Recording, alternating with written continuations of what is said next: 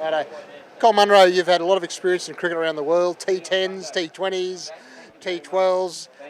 Tonight was a game, I guess the weather finally got the best of everyone, didn't it? Yeah, it did. It was unfortunate, obviously. There was a good crowd and small boundaries, lots of entertainment on show, and yeah, unfortunate the weather came in.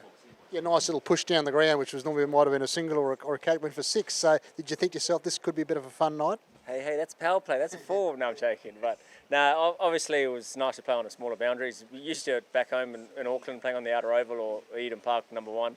Just got to trust your swing, and hopefully, sometimes you get big hits on those small boundaries because you hold your shape and you don't have to hit the ball that hard. And tonight showed, some of those sixes, not just from my bat, from some of the other boys, would have been on six on any ground. Yeah, good call. And I guess that was in the end a great flying start. Got through sort of the inevitable wickets and the bit of the change in momentum, pulled it back at the end to get a pretty competitive score. Yeah, Ness came out and did really, really well and hit the ball to all parts of the ground, even got the scoop out, which he doesn't usually do. But yeah, I thought Nathan McSweeney in his second game for us this year showed a lot of maturity too. He obviously batted really well, takes a lot of confidence into this game, but the way he went about his innings tonight, yes, even talking to him, he wasn't overly happy about his strike rate, but that was much needed for the team in terms of getting a partnership involved and then having the likes of Nesta come in and do what he did at the end. Cole, coming up to your last game with the Heat over in Perth, a team that you know very well. We won't get you on the spot to try and predict how it's going to go, but you must be feeling relatively confident that you yourself have delivered a big, strong first half of the season for the Heat. Do you think they've got now a bit of that momentum to maybe keep going after you depart? Yeah, I hope so, and we've got some serious quality coming in too with Kawaja and Marnus too, so yeah, there's a lot of experience coming back into the group and familiar faces too. So it's not like you're getting new people in. So it's going to be great for the group. But yeah, heading over to Perth, it's never easy to win over there. They pride themselves on winning all their home games and trying to do that. So yeah, hopefully we can go over there. We've got some momentum. I know we would have liked to get the win tonight. But yeah, the batters are showing some intent with the bat that we probably lacked a little bit in the first couple of games. But we're going out there and we're trying to put on a show and we're trying to entertain, and that's, I think, the way that the Brisbane Heat over a number of years have tried to go about their cricket, and I think that's key with us moving forward, and we just need to go out there and play what's in front of us, and the bowlers have been doing an outstanding job as well. So yeah, if we can put our best foot forward and play close to our potential, we'll go up against those scorchers and hopefully get one over them so I can get some bragging rights.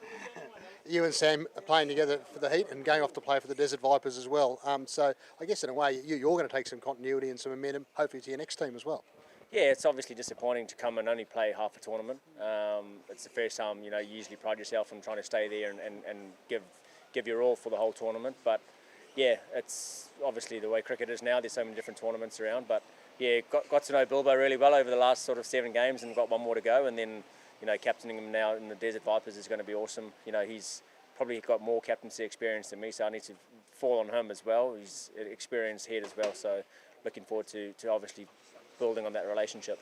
One more question on experience. Do you think with the likes of Josh Brown, for instance, you'll be able to impart a few things?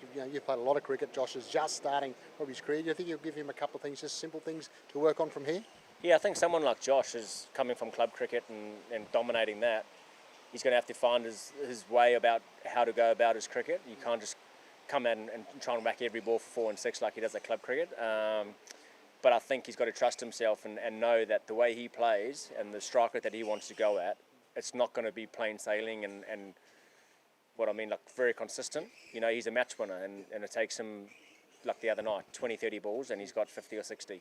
So someone like him, he just needs to, I think for him, the biggest thing is probably just getting mentally right, knowing that it's not going to be as consistent as it potentially could be. But I'm not saying he can't be consistent, but I think he's got a big future. He hits the ball a long way, and he's got a smart head on his shoulders. Even just having a chat to him, in and around trainings and things. So, yeah, look out for him. He's going to be a big thing, I think. Last question: BBL TV rights have been done to talk about a shorter BBL season. You've probably played in both the shorter season and the longer season.